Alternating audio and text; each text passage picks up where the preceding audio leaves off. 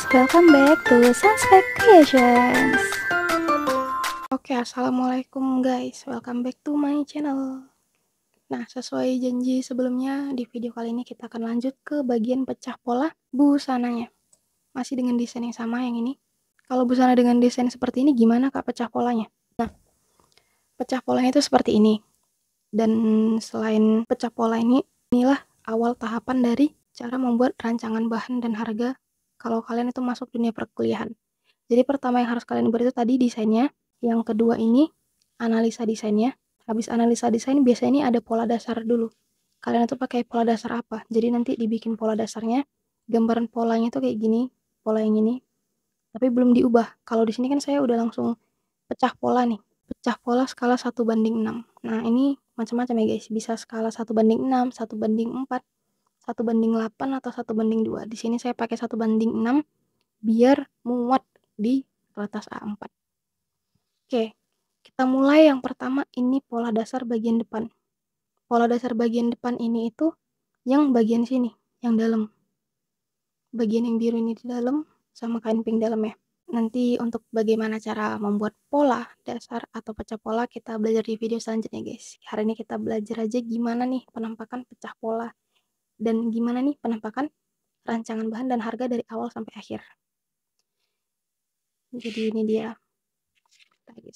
Oh jangan. Ini dia gambar bagian pola bagian depannya. Ini pola bagian belakang. Jangan lupa ini ada arah serat namanya guys. Kalau TM itu tengah muka, TB itu tengah belakang. Lalu ini dia pola rompinya guys. Pola rompi yang ini. Jadi itu dari pola dasar yang tadi kita pindahin lagi, lalu kita pecah lagi polanya. Ini garis-garis ini biar apa, Kak? Ini artinya kita kembangin. Nanti teman-teman bakal paham di bagian selanjutnya. Lalu untuk polanya ini dia. Ini penampakan gambar polanya. Keterangannya jangan lupa dibuat seperti sebelumnya. Lalu kita buat juga detail gimana ini namanya. Inilah yang dinamakan pecah pola. Jadi dia itu ada tanda-tanda, ada garis-garis tertentu, dan ada kode-kode tertentu. Biar apa? Biar nanti kita tahu nih mau diapain ini bajunya. Jadi ini dia penampakannya guys. Ini untuk lengannya. Yang ini untuk bagian lengannya. Yang ini garis panjang ini untuk mansetnya. Yang ini. Nah, selanjutnya setelah pecah pola ada apa, Kak? Oh, masih lanjut. Ini dia pecah pola rok. Tadi kan pecah pola badan atasnya. Sekarang pecah pola rok. Pecah pola rok skala 1:6. Jadi ini dia yang untuk peplamnya. Saya buatnya satu pola. Nanti setelah ngambil bagian kain yang besar baru ngambil bagian yang kecil biar menghemat. Lalu ini bagian yang rok besarnya. Jadi gambarnya itu gini guys, kira-kira. Pola roknya. Nih, kurang kertas ya guys, jadi saya tambahin tuh. Nih, bisa dibuka, ditutup biar rapi. Nah, selanjutnya itu ada uraian pola. Nah, uraian pola ini adalah tahap lanjutan dari pecah pola yang tadi nih. Nah, ini gambar yang tadi kan polosan. Kita pindahkan ke uraian pola, dia tetap sama. Tapi yang ini, yang ada garis-garis, itu tandanya kita kembangkan. Misalnya di sini saya mengembangkan itu 4 cm. Kalau dia 4 tandanya 4 cm, kalau 2 berarti dia 2 cm, kalau 6 berarti 6 cm. Jadi dikembangkan di sini. Terus jangan lupa kita ngambil lapis leher depan, lapis leher belakang, biar nggak lupa. Lalu bagian lengannya juga kita kembangin. Kenapa? Karena kita mau bikin lengan bishop. Jadi ini kita kembangin. Untuk yang bagian rompinya juga. Kenapa? Karena kan tadi kelihatan kan di desain rompinya itu bergelombang. Makanya inilah pentingnya di tata busana guys. Apa yang kita gambar ini harus bisa kita realisasikan. Jadi nggak sembarangan desain gitu guys. Kalau kita bisa ngedesain tapi nggak bisa direalisasikan itu juga nggak bisa. Dan ini dia yang bagian mansetnya tadi guys. Lanjut, ini dia untuk bagian roknya tadi guys. Yang atas ini dia rok bagian atasnya nih. Nah ini dia yang bagian atas, bagian rok yang panjang. Dan yang ini bagian peplumnya. Peplum yang ini yang ini. Gitu guys. Lalu next, rancangan bahan. Nah rancangan bahan ini apa? Rancangan bahan ini adalah gimana cara kita ngeletak pola. Itu kan tadi kan kita jadiin pola tuh sebelumnya.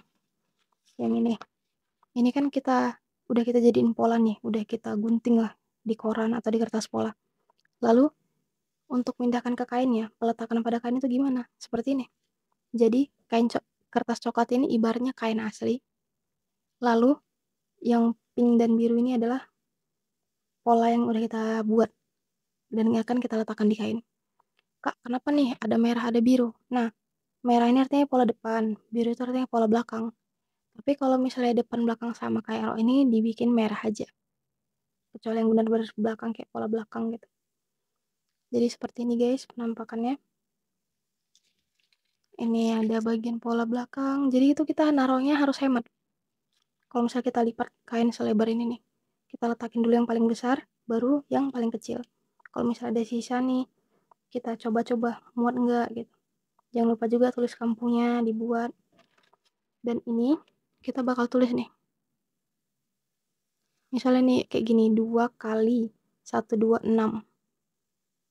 Baru kali 150. Berarti ini kainnya 3 meter guys. Ini lebar kain nih 150. Berarti ini kainnya ini ada 3 meter. Lalu kan bagian yang lain di mana Kak? Ini deh. Bagian yang belum kena.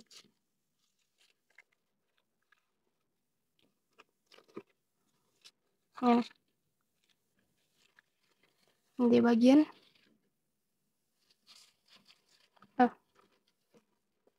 nah ini di bagian rompinya. Ini bagian depan. Ini manset-mansetnya. Ini dia lapis lehernya. Itu dulu jangan lupa dibuat guys. Kalau lupa nanti kayaknya kurang gawat.